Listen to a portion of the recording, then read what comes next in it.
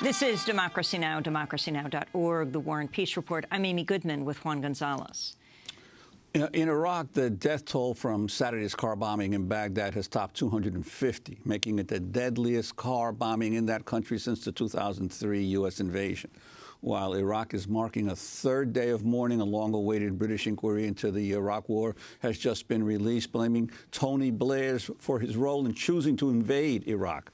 I wanted to turn to former Prime Minister Blair. In November, he told CNN's Fareed Zakaria that there were, quote, elements of truth to the claim that removing Saddam Hussein played a part in the creation of ISIS.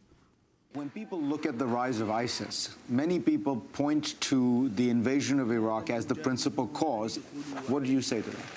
I think there are elements of truth in that, but I think we've, again, got to be extremely careful, otherwise we'll misunderstand what's going on in Iraq and in Syria today. Of course, you can't say that those of us who removed Saddam in 2003 bear no responsibility for the situation in 2015.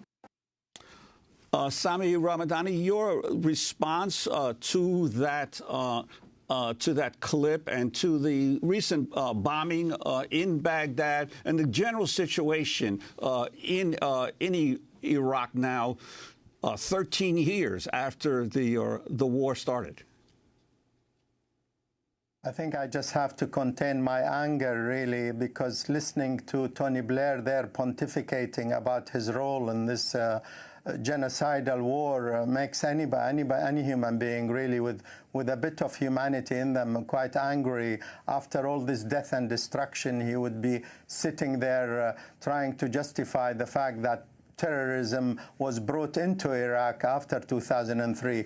All of these so-called leaders of ISIS, by the way, ISIS was Al-Qaeda in Iraq. That was its official name.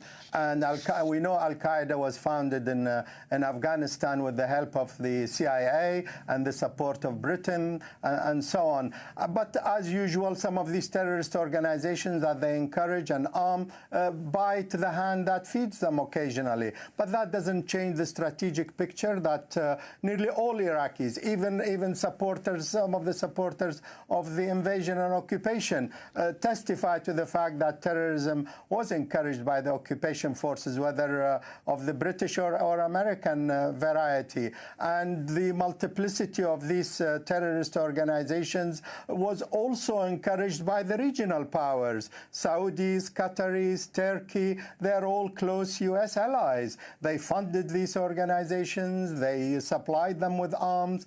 Turkey gradually became the logistical base of these terrorist organizations. Some 30,000 fighters, according to the United Nations, came from over 80 countries across the world, trained fighters, most of them, from as far as Chechnya and Libya and Tunisia and Saudi Arabia, of course, and so on. And they were all, as the New York Times, as Seymour Hersh, as many other reliable sources have revealed, that the CIA coordinated a lot of this from Turkey. So to sit down and listen to Tony Blair trying to dissociate himself and George Bush and the policymakers then of the proliferation of terrorist groups, the murders in Iraq, really, Iraqis, if you ask ordinary people, they will tell you we are still at war. The 2003 invasion and occupation of the country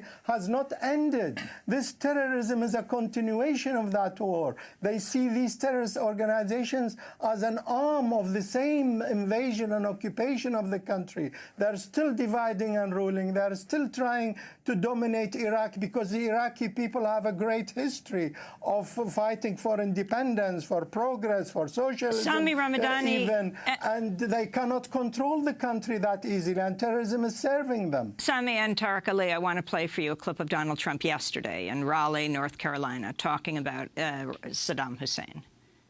Saddam Hussein was a bad guy, right? He was a bad guy, really bad guy. But you know what he did well? He killed terrorists. He did that so good. They didn't read him the rights. They didn't talk. They were a terrorist. It was over. Today, Iraq is Harvard for terrorism. You want to be a terrorist, you go to Iraq. It's like Harvard.